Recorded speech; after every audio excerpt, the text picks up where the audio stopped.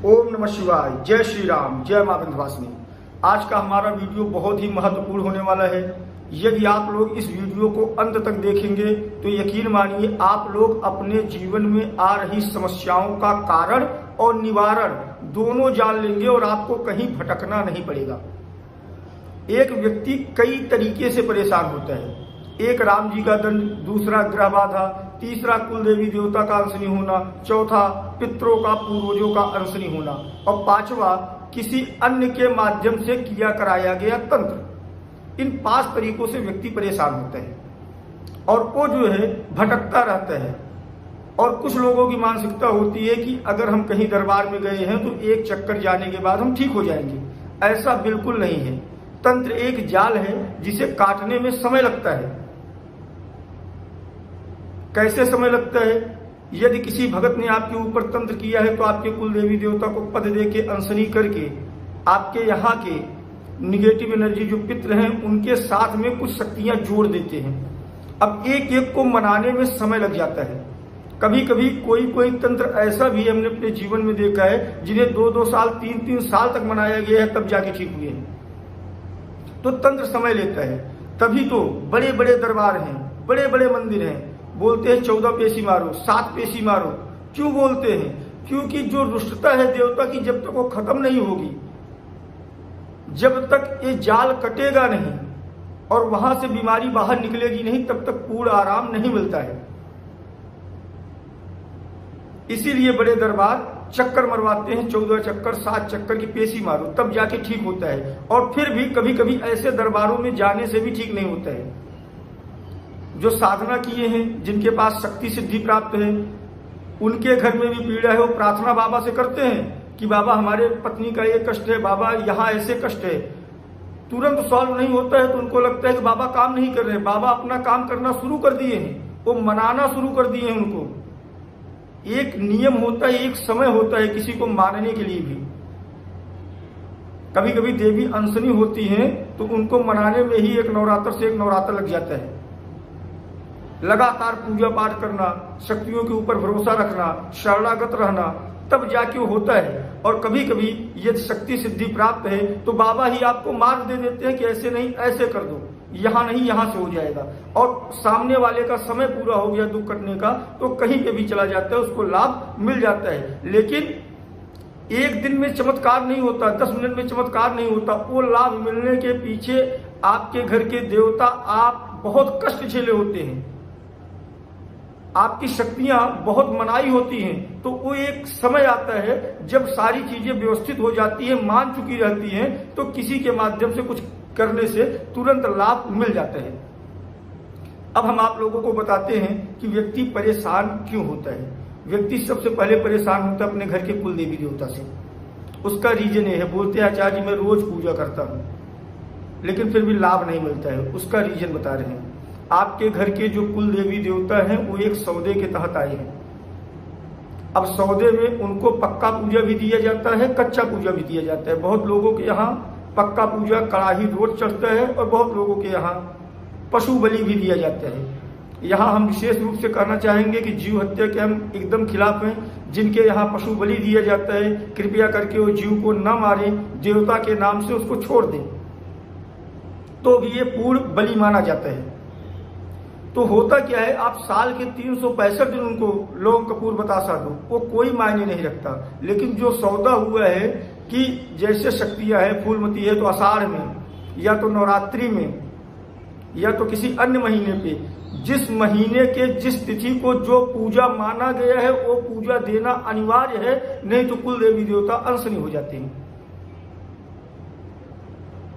तभी कहते हैं कि हम तो पूजा करते हैं, माई का भी पूजा करते हैं, बाबा का भी पूजा करते हैं। मान लीजिए आपके घर की कुल की देवी जिंद की भवानी है या शीतला है या महाकाली है या काली है या माता दुर्गा है या फूलमती है या बड़े पुरुष परिहार है या करिया गुड़िया है या 5 पीर है या सती है या आसमानी है या समय है या ओबा है या हमजा है या कोई बाबा है या कोई वीर है या मीर कुंवर है या मारुका है या मरी है या धमसा है, जो भी आपकी कुल देवी हैं या जो भी आपके कुल देवता है, उनको उनके निश्चित तिथि पे जो सौदा हुआ है उसके अनुसार भोग पद देना पड़ेगा।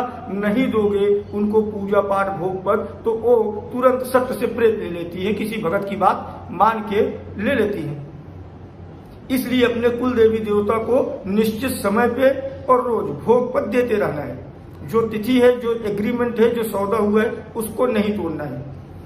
अब रही दूसरी बात, कहते हैं पितृ बंधन में है। पितृलोक में होते हैं और किसी भगत की औकात नहीं है कि पितृलोक से पितृ बुला के बंधन में कर दे। साल के 15 दिन पितृ आते हैं पितृ पक्ष में, वो जल पिंडा पानी लेते हैं और चले जाते हैं। 15 दिन तक पितृ आगे रहते हैं, देवता पीछे रहते हैं। उसके बाद पितृ चले जाते हैं पितृलोक। ब्रह्मा जी के बनाए कानून नियम को कोई बदल नहीं सकता। अब उसके बाद जो साल के 350 दिन आपके यहाँ रहते हैं वो होते हैं प्रेत, क्योंकि प्रेत के अंदर माया होती है, लोभ होता है, और पितृ के अंदर लोभ माया नहीं होती है। जो आप अमावस्या पूर्णिमा को निकालते हैं घर में भोजन पितरों के लिए, तो अमावस्या पूर्णिमा पे भी पितर आते नहीं है। प्रेत खा के मोटे होते हैं और आपको और परेशान करते हैं। जहां आपके कुंडली की दशा दिशा खराब हुई, कहां वो परेशान करने लगेंगे। या किसी भगत ने उनके साथ कोई शक्ति जोड़ दी, मसानी जोड़ दी, थान जोड़ दिया, चौकी छोड़ दिया, तो वहां पे वो परेशान करने लगते हैं। इसलिए पितर पक्ष में ही पितरों को भोजन दें, और अमावस्या पूर्णिमा पितरों को भोजन निकालने से अच्छा है कि आप लोग अपने घर में बैठ के देवी कवच का पाठ करके हवन कर दें।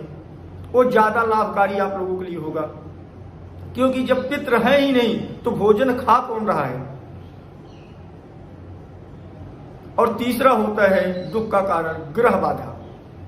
कभी कभी होता ऐसे है कि प्रारब्ध को बदला नहीं जा सकता। ग्रह अपनी दशा दिशा में फल देते हैं, कभी कम फल देते हैं, कभी ज्यादा फल देते हैं। यदि बुरे ग्रह की बुरी दशा भी चल रही है और आप नियम से हो तो ग्रह का प्रभाव कम पड़ेगा, और अच्छे ग्रह की अच्छी दशा चल रही है फिर भी अगर आप नियम से नहीं हो तो भी अच्छे फल का भी लाभ आपको नहीं मिलता है।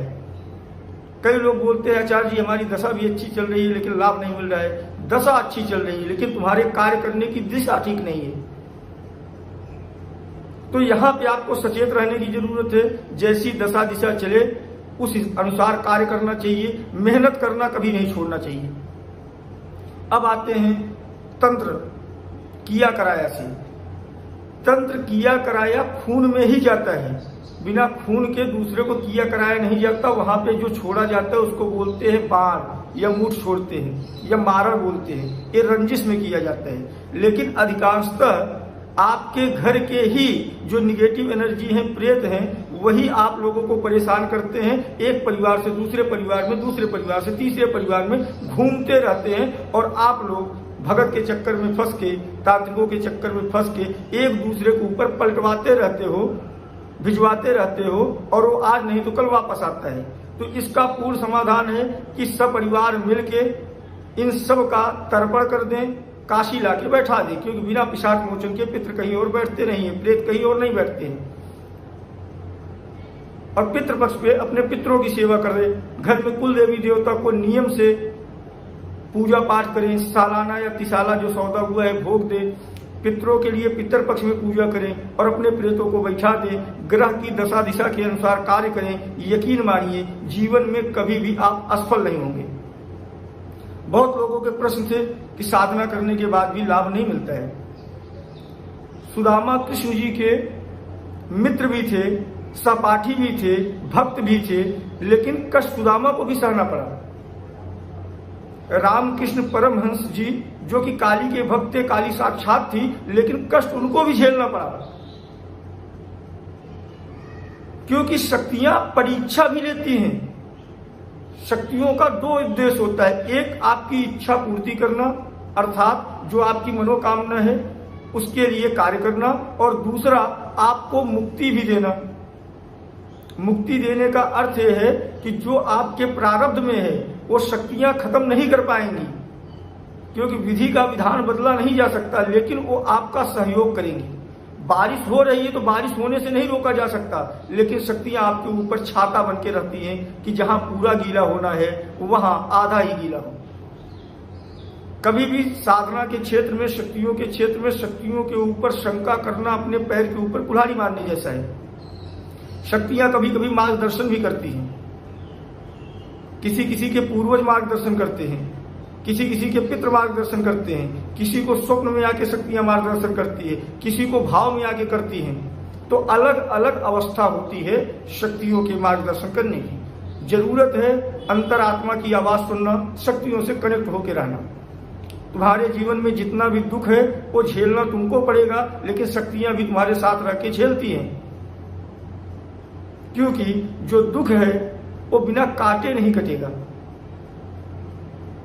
वो काटना पड़ेगा। शक्तियां साथ रह के भी काटती हैं वो दुख, उनको भी तकलीफ होती है जब आप पीड़ा में हो।